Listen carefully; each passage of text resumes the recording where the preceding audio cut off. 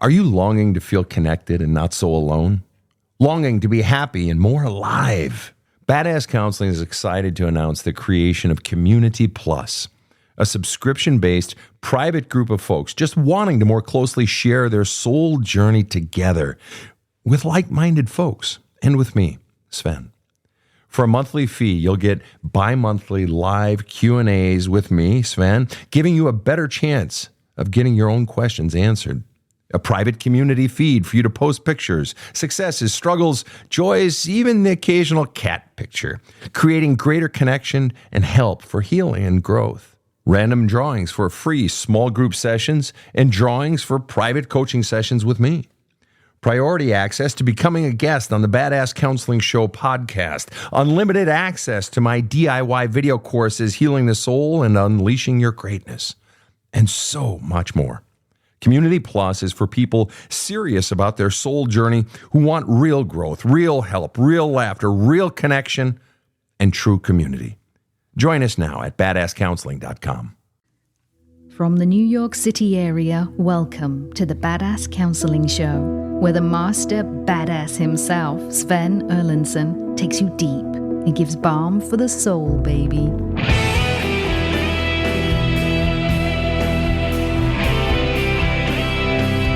Well, hello, fine people. It's great to see you, as it were.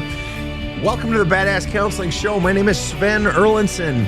Wherever you are tuning in from around the world, whether it is from somewhere in Hong Kong, we have listeners in Hong Kong, and we welcome our Hong Kong listeners, Australia, New Guinea, South Africa, Italy, our great Italians, that incredible accent of yours, or the other accented folks around the world, such as the Scandinavians, my folk, or, God, all of you are the Canadian folks. We've got lots of Canadians who listen to the show, as well as all across the United States, South America. It's just wonderful having you here. We hear from you all, and we get your stories, and it's humbling for us to know that you get something from our sort of mad mess here. I am joined in studio by my colleagues, KC over in the booth and Rob the Rocket next to me. Rob, what say ye? You remember the product Accent way back when? What was it? It was actually a little spice you could buy, and it was pure MSG. No. Oh, yeah, Accent. It's good for you. What makes you think of that now, Rob? You were talking about lovely accents. I don't know. Interesting. Yeah, I'm a bit obtuse in my connections, No, as I you like know. that. Pure MSG. Yeah. Did you ever buy it, or did it have a flavor? All the time, and it didn't affect me. Is that what MSG does? It amps you up? It just depends. Certain people have different reactions to it. It's still used some, that's for sure. But Really? can't buy the pure stuff, I don't think. Here, add some cocaine to your food. There we go. Coca-Cola originally had that. I know. And that was what Freud did those experiments with it. That was, yeah. Yeah. How about that? Good for you. I tell you what, everybody gets to have a hobby in life or something. But of course. Well, Rob, we have a guest today. Tell us about Dylan. All right, Sven. Dylan wrote into us and said, over 2 years ago, repressed memories resurfaced of childhood sexual abuse at the hands of my biological father. In September of 23, I made a statement to police enforcement, so in my separation agreement, my ex could not bring my children around my pedophile father in quotes she has. Right now, I'm struggling with the anxiety of what the prosecutor will decide if my father, again in quotes, will be charged or not. My mom divorced him, but died of a heart attack a few years later. Right now, my biggest struggle is dealing with the grief I have from losing my whole family over this. They have sided with my so-called dad. I miss my mom the most, and I know she would be there for me. Dylan, welcome to the show. Thanks for having me. No, pleasure is completely ours. You say right now your biggest struggle is dealing with the grief I have from losing my whole family over this. And then you say they have all sided with my dad. Which is harder for you? Losing your whole family over this, in other words, not having them in your life and so forth, or the fact that they've all turned their back on you and have sided with your dad? Is it the not having them in your life, or is it they have turned their back on you? Because those are sort of two nuanced but different things. Yeah, probably turning their backs on me. And I just want to make a correction that my mom actually divorced my biological father when I was about 7 years old. So it was a different man that she divorced, another abusive beside. Wait, what? You said, we said my mom divorced him, right? Your Oh, biological dad. You suffered childhood sexual abuse at the hands of your biological father. My mom divorced him, but died of a heart attack. We said a few years later. So your mom died of a heart attack many years later, but your mom did divorce your biological father and divorced another man. So she divorced yeah, twice. another. Got Yeah. it. Okay. Yeah. And just out of curiosity, okay. And so the worst part is that your family, presumably siblings primarily, is what we're talking Yeah. about, right? They turned their back on you. They chose to side with dad and Yeah. turn their back on you, and now you're fucked. That you have no family, you have no one, and potentially also on top of it, the prosecutor may not even fucking prosecute dad. So you look like a fucking dumbass, and no one's believing you, and you're just like you're fucking all alone as a result of it. Correct? Yeah, like I've gained a lot of people in my community that love and support me, and I have lots of supports But otherwise, but still I miss my mom, and it's that connection of reminiscing on parts of my mom wait a that, minute. That you miss about the family? yeah. Gotcha. And let me ask you this. Because you go on to say then in the next sentence, I miss my mom the most, and she knows she would be there for me. So which is worse, that you don't have someone to reminisce with about mom, or that you don't have mom? Probably that I just don't have mom. Okay. And so which is worse, that your family has turned their back on, your siblings have turned their back on you, or that you don't have mom? Which is worse? That I don't have mom. That you don't have mom, right? So so when you said right now my biggest struggle is dealing with the grief I have over losing my whole family over this, that is in fact not true. You just said the bigger grief is that I don't have my mom. Yeah. Right. So your single biggest source of pain in your life right now is that you are grieving the loss of your mom. And of course, and then you go on to say, if she were here, she'd be there for me. So it's not just A, I'm dealing with the death of my mother, but B, I don't have my mother here now with me. Now, the thing that I can see that our listeners cannot see is you just wiped away a tear. And so this is bringing up tears. And so I want to ask you this question. What are you feeling right now? Give me a feeling word. Hurt. And what hurts the very most? The very, very most. What hurts the most? I think it's the rejection. I just know that my mom would be able to hold me and tell me everything's gonna be okay. Isn't it fascinating that I bring up that you had said right now the biggest struggle is dealing with the grief over losing my whole family. And then I sort of took you through this, which is worse, which is worse. And then we established what's worse is that your mom is gone, you said. The worst part is that mom's not here. And then you shed a tear. And I said, what's the tear? And you said, the worst part is the rejection. So you went back from the worst part is mom to the biggest hurt is the rejection. Isn't that it? And yes, sure, mom would be able to help me. But the worst part isn't, in fact, that mom is gone. The worst part is the pain of the rejection. Yes, if mom were here, she could help you. Yeah. But the worst part is that the rejection, and of course, mom is gone. So you are fundamentally totally alone in this world. Yes, you've got people in the community, but let's be honest, it's not the same. Mm-hmm. You are totally fucking alone for the most part. Or it feels that way. Yeah. And so my question is, what percent do you choke down and bottle up and stuff down all the fucking pain and sadness that's inside of you over all of this? Give me a percent. Yeah, I'm gonna say 40%. And if that number weren't quite fully accurate, what might an even more accurate number be? 42. I don't know. I'm just throwing numbers out there. Okay. So there's a lot of fucking pain down there still regarding mom being gone, but also your family turning their back on you. And just out of curiosity, and you can make up a name, who's the one person above all else who's turning their back on you hurt the most? Make up a name. Oh, there the tears are right there. Folks, you can't see it. I can. Your face scrunched up in a way it hasn't yet today. Who's the one? There it is. Who's the person? Make up a name. My oldest brother. Your oldest brother. Okay, I'm going to call him Alex. Yeah. And why is it Alex turning his back that hurts so much? Alex hurts so much. Your oldest brother. Why that one? I think it's because I'm his baby sister, and deep down he knows how messed up my father is. I know he's tied to my father for financial reasons too, so. And tied to dad for financial reasons.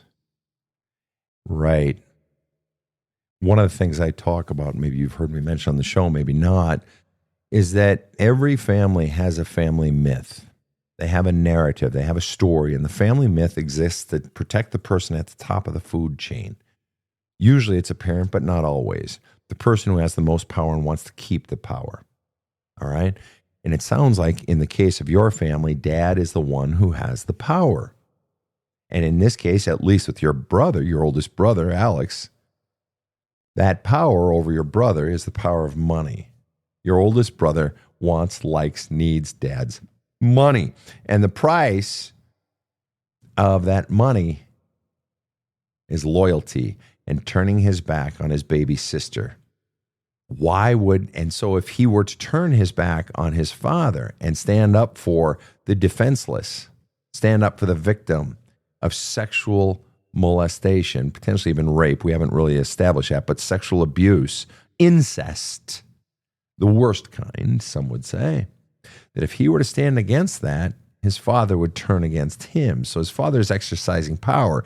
His father has leveraged every single person in the food chain to turn against you, whether he's done it actively or they just all are afraid of him for one reason or another. Everybody in the food chain has an interest in not offending the person at the top of the food chain. They're afraid of him or they want something from him.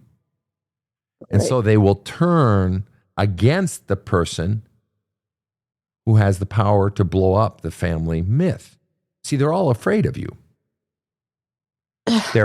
You actually have all of the power, and your father is the one who is most afraid of you because you are blowing up the family myth, and he's trying to make sure it doesn't.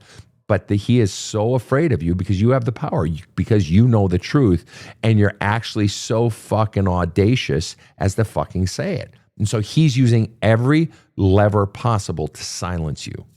Yeah, that's what my psychologist said. And your brother is showing who he really is. That fundamentally, your brother, when it boils right down to it, is choosing himself over you. So whatever show your brother may put on as a man of character and integrity and strong man and all that, in the end, it's bullshit.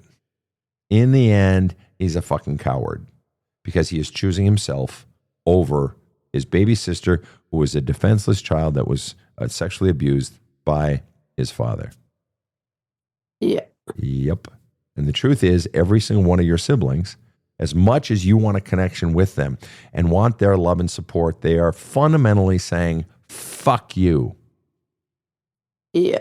I'm going to suck dad's dick instead. I mean, if we're just being really fucking honest here. I mean, let's just be honest. All right? Yeah, a bit graphic, but whatever. Not that there's anything wrong with sucking a man's penis. There's nothing wrong with that.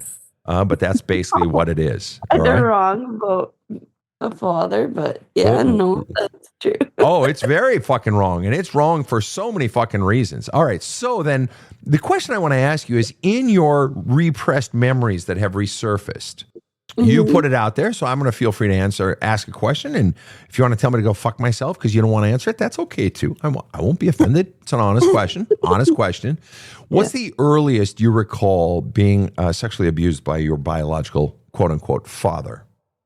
3 years old. 3 years old. And did it continue after that?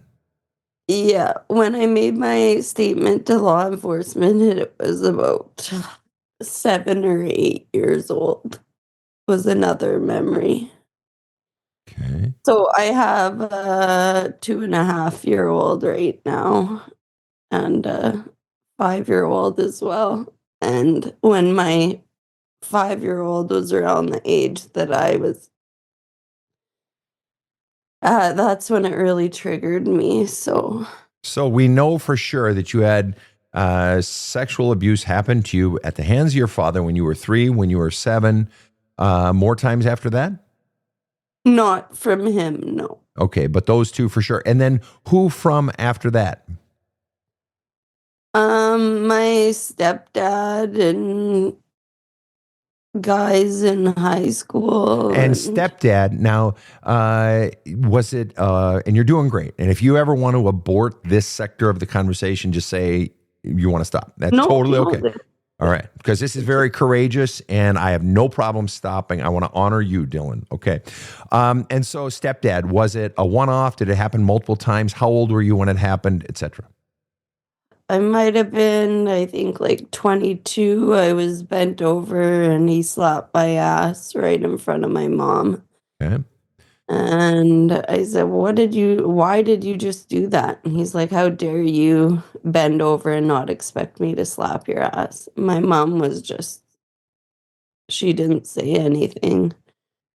So, when you were 3 and when you were 7, and those things happened that happened to you, did you say anything to anyone? Not that it matters. It's wrong. I'm in no way saying you should have or had to. I'm just asking you an No, honest question. no, I didn't because I have flashbacks of his face Sure. Of course. telling me don't tell Of anybody, course. and Terrifying. even like bringing up the repressed memories to my psychologist. I couldn't bring it up out of my throat to say because it's just like ingrained in the back of my mind. Yeah. Terrifying. Horrifying. And I want to ask, did it happen at home? Yeah. And again, you can abort anytime you want, Dylan. Anytime you want. No, this is why I wanted to be on the show and get Okay. all this shit out of. All right. You're doing super duper. But I just want you to know the abort switch is right there anytime you want. Okay. And daytime or nighttime? To the best of 3 your years memory. old, it was during the day, and at like 7, 8 years old, it was at night. At night. Okay. And daytime 3 and the other one was night. And daytime. It's interesting. What do you recall? Just we were outside in a vehicle of some sort. Put his thing down my throat. And then told me not to tell anybody. And that's really all I can remember because I was Wow. so young. Of course. Of course. And then when you were 7 or 8, that was nighttime. And had the divorce happened yet? Yeah. Okay. Or separation. At that Separation. So you were at his place, presumably? point. Yeah. Okay. And what happened there? I was sleeping in his bed, well, laying in his bed with him, and he was spooning me and nibbling on my ears. And I was in a nightgown. And he was in his underwear. And he put his thing up So my mom pulled down my under and lifted up my nightgown and touched my nipples. There's so much that I still can't remember. Too painful. And so much in that particular instance, or so many more times after that? No, in that instance. Fair enough. First of all, very courageous to have even gone into that and shared that story. Thank you for doing that for us. You didn't have to, and wow. Wow. And I'm so terribly sorry. And on behalf of my team here and everyone listening, we're so sorry that any child that you had to go through that. The thing I'm wondering, a few things, but one that I am wondering is, what do you think is the reason that it only happened after the separation and divorce? Do you think it only happened once, or do you think your repressed memories have only allowed you to see one because for the time being, that's all maybe your system can sort of handle? Do you think it only happened once?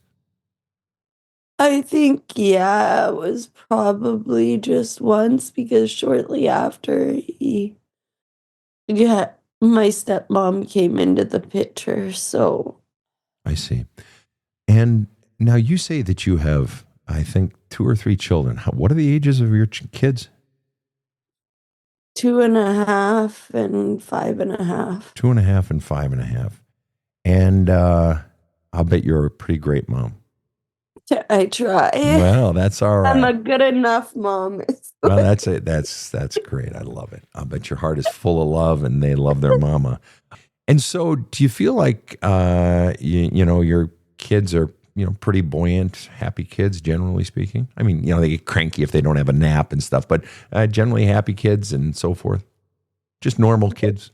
I'm really happy kids. That's and I awesome. think another thing what I struggle with is because my oldest daughter was in the life of my siblings and her cousins and even my dad and stepmom and all that. And then as soon as all this came up, I don't want them to have, I don't want them in contact with my pedophile father. Of course not.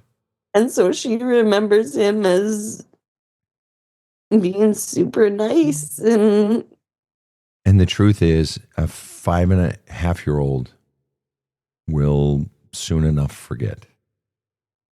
But it doesn't matter what a 5.5-year-old wants sometimes, because a parent has to make the right decisions, even if they're hard, especially if they're hard. We've got much more to come right after this break. I've read so many self-help books, and I always get something good out of them. But when I dove into There's a Hole in My Love Cup, well, it changed me. I cannot recommend this book highly enough. My copy is very dog-eared and highlighted. Thanks, Sven, for writing it. I love There's a Hole in My Love Cup, and believe you will also. Order your copy at badasscounseling.com. This show provides soul counseling intended to entertain and inform and is not medical advice.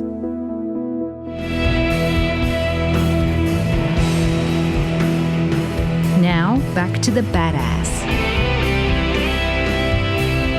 We are back with Dylan. So, Dylan, you were telling us after that extraordinarily powerful story, 2 stories from your childhood, and we were learning about your own children and their happy kids and well-loved and so forth.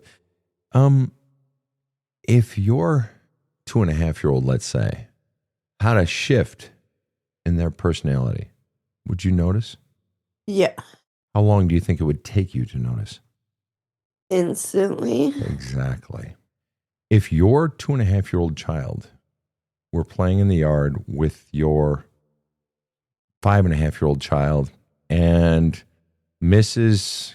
Johnson from up the street was walking down the street and said to your 2.5-year-old child, I'm just going to give your 2.5-year-old child a name. I'm going to call her Cindy. Cindy, you're such a bad girl.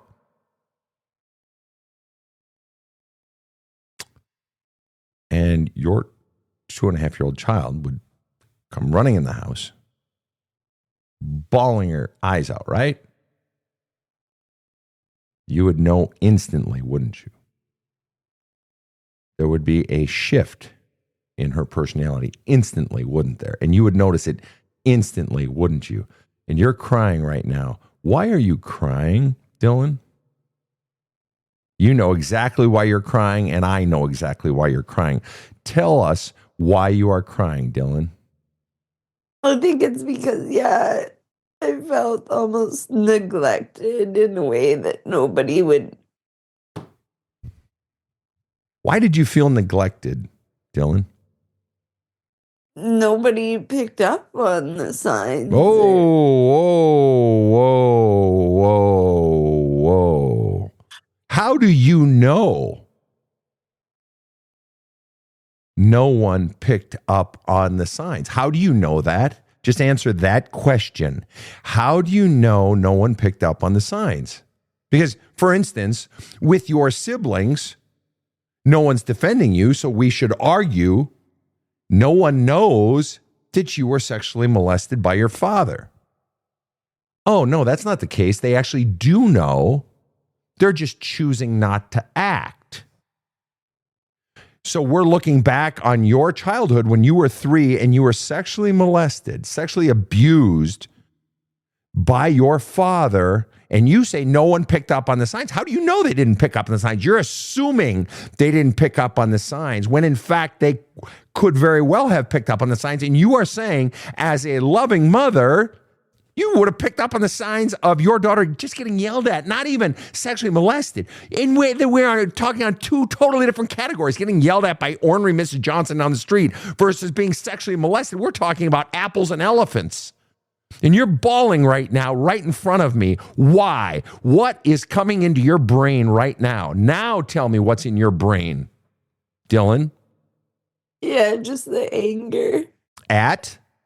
My whole family. Your whole family?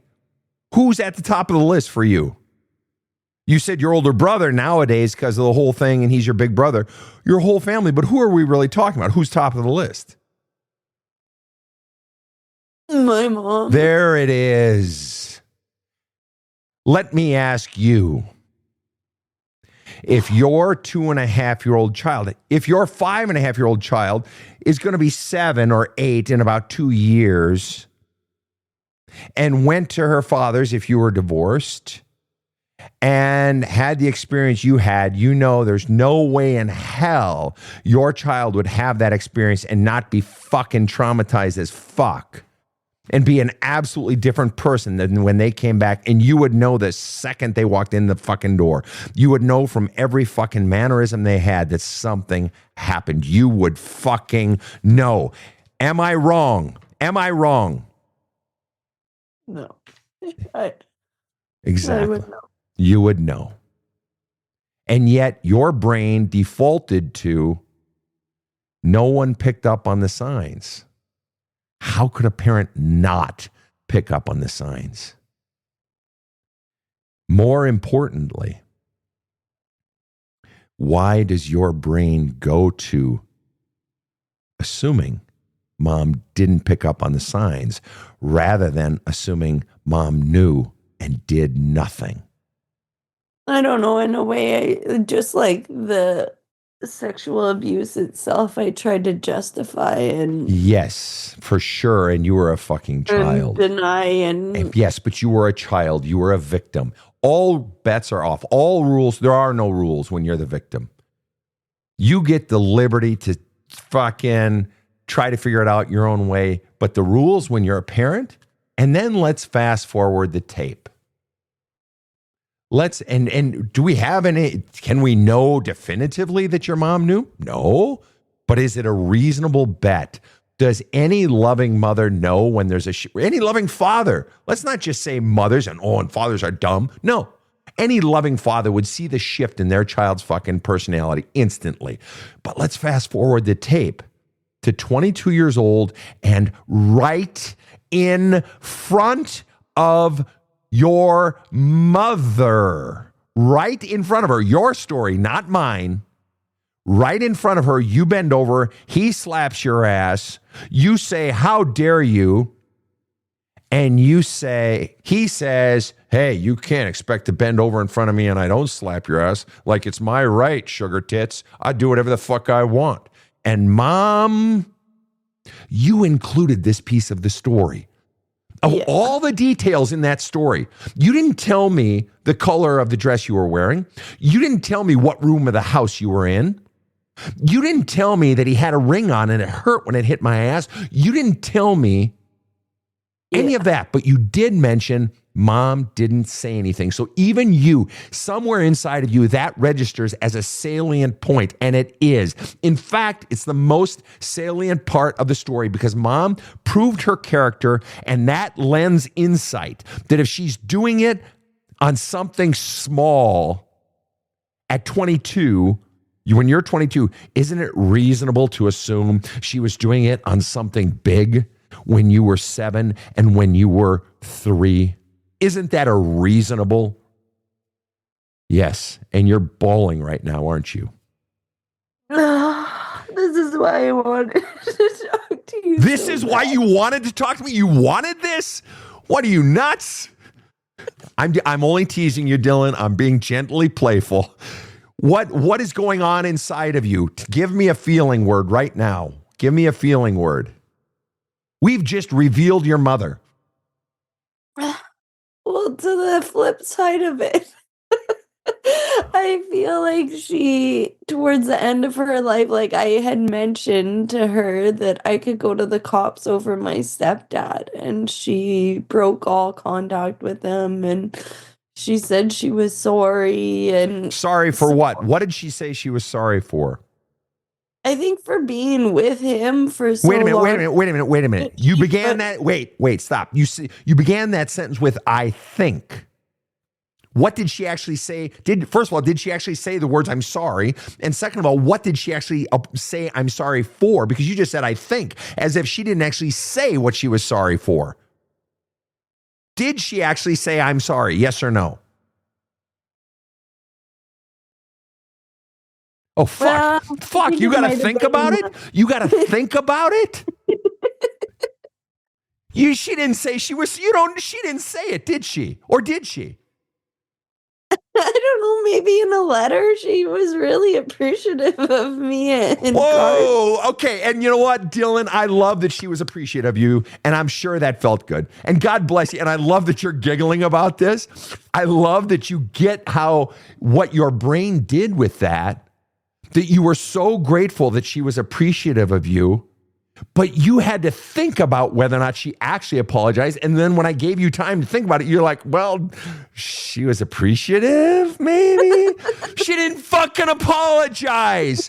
But your brain once again wanted to cover for her because it covered for her on the whole thing with fucking, the other thing that I mentioned. And then it covered for her right now with you turn in maybe she was appreciated. You turn that into a sorry. You so want to believe that your mother was good. Your mother turned her back right in front of you when you were 22, turned her fucking back on you.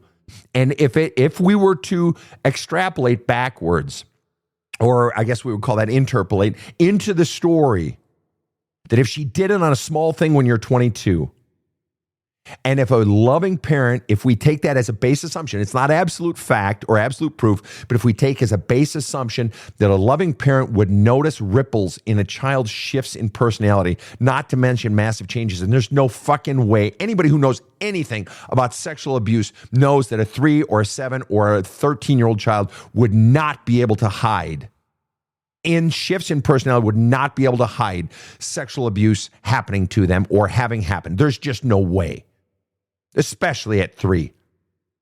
And your mother didn't do a fucking thing at 3 or 7. Let me ask you, did you, in the divorce, was it you kept going back to your father's house? That was the divorce agreement? Yeah, every second weekend. There it is. So whether he sexually molested you again or not after that, you lived in the sheer terror. That child was forced to go back to the very person who had already sexually abused her twice. Maybe there's more repressed memories in there. Maybe there isn't. But your mom didn't lift a fucking finger. And which makes me wonder, because we know that at 22, she didn't say a goddamn thing.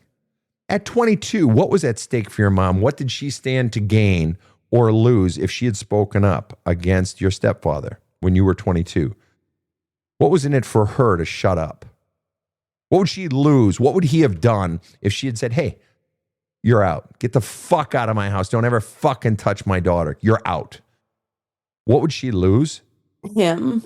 What was the fear? And what was the fear? The financial or having a man to pour love into my love cup? Or what are we fucking talking about here? I think both. Which one would have been her greater fear? What was her greatest fear? Her love cup. That's it. So her own emotional needs and fears overrided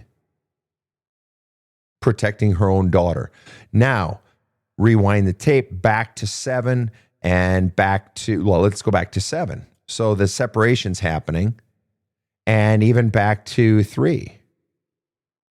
She didn't ask. I mean, we don't fully know because maybe that's part of what's repressed in there.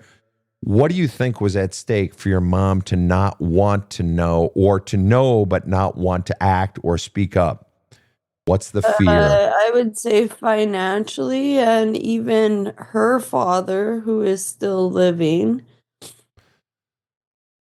I haven't talked to him for. But what's that? Why does that play into the story, into her story when you're that age? How does that play in there? The financial, I get. She's afraid of losing the financial support. But how does her father play into the story of you and your dad and your mom? The approval from him. If she had done what? How does she lose his approval if she does what? Just the image of being divorced, and even though she did, but like, it's all played out that my dad is a nice guy. Your biological father is quote unquote a nice guy. How old are you, Dylan? May I ask? Or ballpark it? Are you in your 20s still? 32. Okay.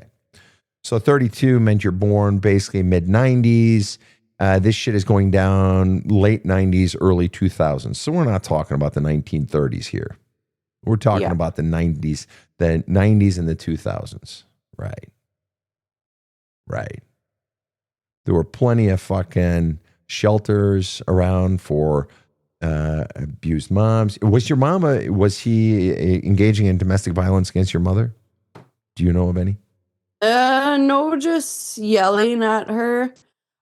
We were on a farm too in a small town, so no, there was not. Oh, but I mean, there's still resources. There are churches, and churches have access to resources, etc. But nonetheless, okay, so there's no physical violence, etc. So basically, what's at stake is mom's finances and her fear of her own father's, scorn, that sort of thing. So she does not investigate, to the best of our knowledge. She knew something was happening with her daughter. At the very least, she knew something went on with her daughter. And furthermore, when 7, she knew it happened when she was at her father's house. She knew. And it would have been reminiscent, potentially, of this then being the second time it had happened. And the other time, when she was 3. It's kind of like when that happened then. You yourself said, I would have noticed right away. So your original premise at the beginning of our show, right now, my biggest struggle is dealing with the grief I have from losing my whole family over this. They've all sided with my dad. I miss my mom the most and know she would be there for me. We don't know that. No, she wouldn't. Because she wasn't 3 other times. Now, maybe she would today. Maybe she would have undergone a massive transformation of character. But realistically, logically, definitively, we don't know that. So let me ask you this strange question. Which is more painful for you? Now, maybe she would be. Again, I could be fucking wrong on that. That's possible. But we're just looking at likelihoods, possibilities. And you can throw all this shit in the trash. If I could be totally full of shit, okay? But let me ask you, which is more painful? The thought that maybe mom actually wouldn't be there for you today? Or the fact that she didn't defend her daughter at 3, 7, and 22? Which hurts more? That she didn't defend me. What is the underlying message being conveyed to the child at 3, 7, and 22 when the parent does not stand in the way and defend the child? That I don't matter. Bingo. You got it from the one person on God's green earth. There were two, but it got narrowed down to one, and the one person that you thought you could count on said, fuck off. I'm going to protect myself over you. What are you feeling right now? I think relief, because I think I knew that all along, just haven't gotten that deep with the other therapy I've gotten. Like, it was in the back of my mind, but I don't want to say. Why don't you want to say it? Why haven't you wanted to say it? Presumably, you didn't say it with the other therapist, with the psychologist. So why didn't you want to say it? What was the fear? That if I say it, what? And it's not just saying it, it's facing it. Yeah, I would say facing it, because And what's I the feel fear? like I've been in denial. And why would you want to deny it? Why would you not want to face it? Why would you not want to say it? What is the fear, Dylan? Just that I wasn't loved to my full potential as a child.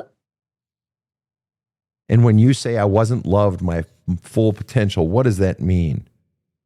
Because if I was truly loved, she would have stood up for me and protected me. And That's right.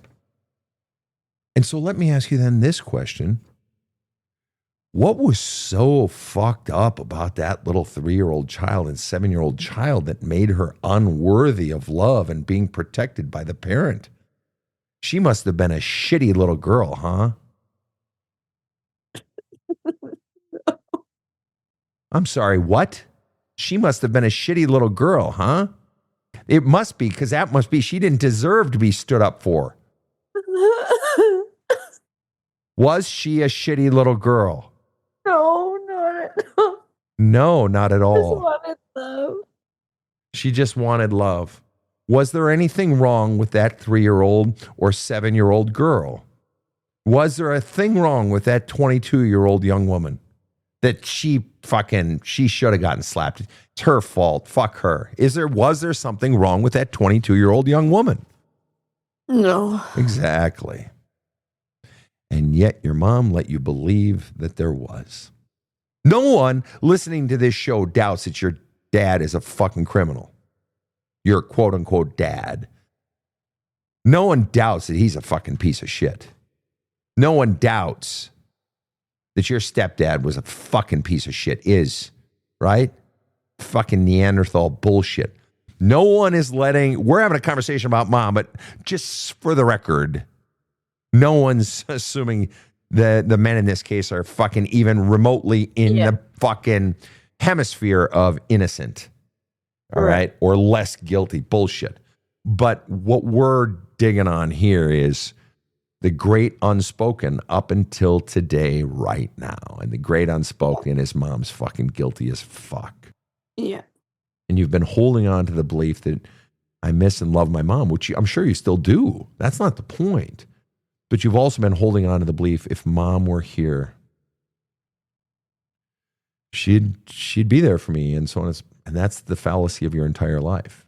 The biggest fallacy is that mom would be there and mom would support me. And the truth is, she never did. Not on the most important shit. And so what that fundamentally means is fundamentally you have been alone your entire life. You've been a little girl in a big, scary ass fucking world.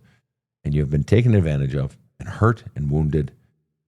And now the people closest to you have been happy to turn on you as well. Just like, well, really, the people closest to you have been doing your entire life. And if nothing else, that sure would lead a person to believe it's a scary fucking world, man. make it very difficult to trust anybody. Yeah. Yeah. Do you believe that feelings are morally neutral? Neither good nor bad. They're just a feeling. They're just a response. If I spill my coffee onto my hand and it hurts and I cry, but I also get frustrated because it's the fourth goddamn time this month that I've spilled my coffee onto my hand and burned my hand. So I feel frustrated as well. And I also, after I get done fucking screaming and rage, because that's another feeling I feel, then I also laugh. So I feel a bit of humor because I'm such a fucking idiot. I've spilled it 4 times. So I've just experienced 4 different feelings, right? None of them have moral value. It's just what I feel. Do you agree that feelings have no moral value? The feeling in and of themselves, just what we do with it, that could have a moral value. Like if I go stab Rob in the eye because I spilled coffee on my hand, then it has a moral value. But otherwise, just feeling, no moral value, right? It's just a feeling, right? Yeah. So, do you hate your mother? Because I do. Do you feel hatred today, at least in this moment? Remember, feelings come and feelings go, all of them, if we allow them to come out. I'm just curious, do you feel any measure of hatred for your mother? Because I guarantee if I were to poll my listenership, a very high percentage of them right now, if not all or 99%, certainly a high percentage, are feeling a bit of hate for old Ma. And I'm just curious if you do. And it's okay if you don't. Yeah. What percent? Mixture, just like same thing with my dad. Like there's aspects of him that I loved. Fair. So you have mixed emotions for dad. Sounds like you have mixed emotions for mom, right? Yeah. Ever had a boyfriend or a girlfriend that you loved, you hated, you wanted, you got sick of, where you have mixed emotions? Ever had that experience? Yeah. Ever had a child where you love them, but some days you just want to, they're driving you crazy? Ever had a day like that? Yeah. Exactly. So let's just dwell just for a moment on the hatred for your mother, because that's new as of basically right now. Yeah. Your mother turned her back on her child. We know definitively you saw it, heard it happen at 22, and we are interpolating that it likely happened in one way or another, at the very least, by not investigating at 8 or 7 and also at 3. At the very least, not investigating. And so, what percent in this moment, on this day, do you hate your mother? Are you feeling hatred in addition to the love and the longing for her, et cetera, blah, blah, blah? I just want to know about the hate, the rage. What percent do you hate your mother at this moment? 80%. 80%. Side question. I meant to ask you this earlier when you were talking about your siblings. When you're assessing another person versus when you're assessing yourself, just generally, like when you're at the grocery store and somebody bumps their cart into you or whatever, when you're assessing another person, do you tend to give them the benefit of the doubt, or are you overly critical when you assess other people? And when you assess yourself, do you tend to give yourself the benefit of the doubt or be overly critical? Myself, overcritical, other people, benefit of the doubt. So is it possible in this moment when you're assessing mom that you feel 80% hatred towards her, that you're maybe giving her the benefit of the doubt? Is it possible? Yeah. So is it possible your hatred for your mother in this moment is possibly higher than 80% for her turning her back on her daughter and potentially not even investigating when her daughter, 3-year-old and 7-year-old daughter would have certainly undergone some sort of transformation of personality because of those extraordinarily traumatic events? Is it possible you're feeling a higher level than 80% of hatred for your mother somewhere inside of you? Yeah. What's the giggle? Because now intuitively number 92 shows up. I like 92. All right. So let's pretend just for a moment that your mother is sitting right here in this room right now, sitting right next to me. In fact, I'm going to scoot over. And your mom, and she's in this picture. She's in this chair. My security guards have brought her in. She's sitting in a metal folding chair and it's bolted to the ground. and she's handcuffed to the chair. She's not in any pain, but she's handcuffed to the chair. And she has a gag in her mouth, so she can't talk back. And she's not in any pain, and she's blindfolded. She's not in any pain. So I want you to tell her what you just told me. I want you to say it to her fucking face. I feel angry and sad and rejected, confused, belittled, small, that you didn't protect me as a child. How about a few good old-fashioned I hate yous? And she's blindfolded, but my mind goes to... You're talking to her, not to me. Talk to her, not to me. I don't know if I can bring myself to say that. Just do your best. You can do it. You just told me. You just told me. You hate her 92%. You've told her you're angry. You're Yeah, sad. but I love her 8%. Love and hate can coexist. You've just told me all the other mixed feelings you have. Yeah. Come on, you can do it. Some good old-fashioned I hate yous. Let it out. Speak the truth. I hate you. How could you? I hate you. I hate you. I hate you. And now, a few good old-fashioned fuck yous. Fuck you. Fuck you. Fuck you. For what? Not protecting me as a child. Not seeing my worth. Not loving me the way I deserve to be loved. Not holding me when I needed it the most. Not investigating. Not doing the hard shit that I have to do now. All right, boys, get her out of here. My security guards are getting her out. What are you feeling right now? Give me a feeling word. Relief What's the biggest thing you're relieved of? that I said those things and I was okay. Are those things true? Yeah. Isn't it fascinating when we have the courage to just speak the truth in its full force? It brings relief. Scary as it has been all these years, and you've sort of felt flickers of it in there. You sort of knew maybe it's there. But when you brought it out and looked at it and spoke it, God, the relief. Yeah. You have literally tens of thousands of people around the world right now listening to you, grateful for your courage because you are speaking their truth. You are showing them how it's done. It's a giant gift. As just a little aside, because of your courage, you're setting people free right now, just as a little aside. So from them to you, thank you. But Thank for you, you. yeah, but for you, wow. Wow. Which was harder? Which felt better, actually? The I hate yous or the fuck yous? Fuck you. Right? Wow. There's more down there, Dylan. Yeah. But you just unlocked a whole animal now.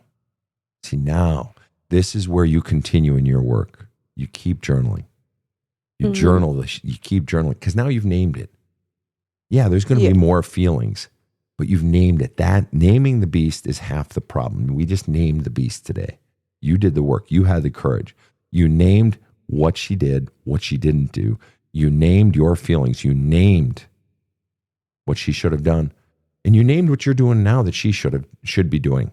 You're basically reparenting you. You are proving every day that you're standing up against your family, against your father. Every day you're standing up and going to the police. Every day you are proving you are 1,000 times the mother she wasn't. If you ever question your motherhood, remember what you're doing that she didn't do. I have no question at all that you would do it for your children. Because in some ways, it's harder to do it for yourself than it is to do it for your own children. Because plenty of people say, well, if it happened to my kids, there's no doubt I'd fucking do it. Boom, boom, boom, boom, boom. Yeah, but would you do it for yourself? Because you doing it for yourself is a statement of your own worth. And so many people find it easier to stand up for someone else. Not your mom, though, oddly enough. No, I don't doubt for 2 seconds. You're already proving that you would do it for your own children because you're willing to pay the price. You've paid, in some ways, the ultimate price. You've lost your entire family. You know why you've done it? Because you knew it was right. And your fucking coward-ass mother, turned her back on a fucking child and then did it again when the child was 22. She wasn't, for most intents and purposes, at least when the rubber hit the road, she wasn't a mother. She was a coward who protected herself at the expense of her child. Let's just call it for what it is. Yeah. Maybe she put a roof over your head and food on the table and clothes on your back. But let's be really honest. She would have put the food above your head and the food on the table, whether you were there or not, because she had to feed herself and put a roof over her own head. Furthermore, you go down to the fucking homeless shelter, you would have gotten a roof over your head and food on the table, and they would have given you fresh shoes and fresh socks, and you would have gotten a big hug from, the men and women in the fucking, line handing out food because they're such loving people down there. So you would have gotten that either way. So is it really that great of an accomplishment, the food on the table and roof over your head? I mean, is that really the standard by which we gauge parenting? No. So we bust our balls for our kids and we stand up. We don't let them be the victims. We don't push them out of the foxhole while we stay safe in the motherfucking foxhole. Yeah. Your mother did not investigate when her child guaranteed you went through a transformation of character. And what's really, you want to hit something really interesting, and this is just going to sort of be the last point here. But what's really interesting is that the person you think you are today may not actually be the original you. Because that child, as a result of those massively traumatic events in your life, her personality guarantee changed. Guarantee. Yeah. In other words, your real self is underneath this self you've been conditioned to be. And you've been conditioned by, at the very least, the core belief that you don't matter. You've been conditioned by all the pain that has been weighing you down. You've been conditioned by all the fear of the world that you've been living in. So imagine if you were to finally extract the bullshit beliefs you were taught about yourself that were never true to begin with, such as you don't matter or you're not lovable. Okay? And what if you were to actually extract all the pain? And it can be done. And it actually doesn't have to take forever. This does not have to be a long process. And what if you were to actually extract all the fears as well? The actual Dylan is not the person that you've become. And the person that you become is pretty fucking impressive. But the actual Dylan is 10 times more than what you've become. Because so much of what you have been living has been a result of the conditioning from those messages and a result of the pain. You're a terrific person, but the actual you, even better in so many ways. Fuller, richer, more complete, more calm. You have peace. Your authentic state is peace, happy, purpose, joy. There's so much more in there. And I would encourage you, Dylan, moving forward, to continue to flush that stuff out. Have you read the book, by the way? There's a Hole in My Love Cup. Yeah, I got the audiobook. Great. And I'm working through your workbook. Good. Because there are even more questions in the workbook. But you need to do those journaling exercises. And that book now is going to read completely differently. Yeah, especially so. Yeah. And you got to push yourself to keep going deeper and keep going deeper and flushing. And you've got a wonderful life ahead. And I'm impressed at the mother that you are, but more importantly, even the person that you're becoming. I'm impressed. And that you had the ovaries to go through this shit today. Wow. You are a woman of courage. Thank you. Thank you for coming on the show. Any final questions for me? No. Well, probably a lot, but I could spend the whole day with you, but Fair enough. And at the end, you'll want to punch me in the face even harder than you want to right now. No, thank you so much for trusting us with your story. You've been fantastic, Dylan. Thank you. And Rob, any final thoughts today? Yeah, Sven, it never ceases to amaze me, and we've been through this so many times, that you put people through the ringer like they have never experienced before. And the reaction is almost always relief. yeah. Well, and this crazy kook here, she was giggling through it all, and she's like saying, you know, we're just hammering her, and she's like, "This is why I came on the show." It's like, you nut, nut. You got to laugh to keep from crying. I guess. And sometimes relief brings that laughter, and there is an emotional release that comes with laughter as well. So. Thank you again, Dylan. And from my team here, thanks to KC, thanks to Rob the Rocket, Ever the Pro. On behalf of my team, have a kick-ass day. The Badass Counseling Show is strictly copyrighted.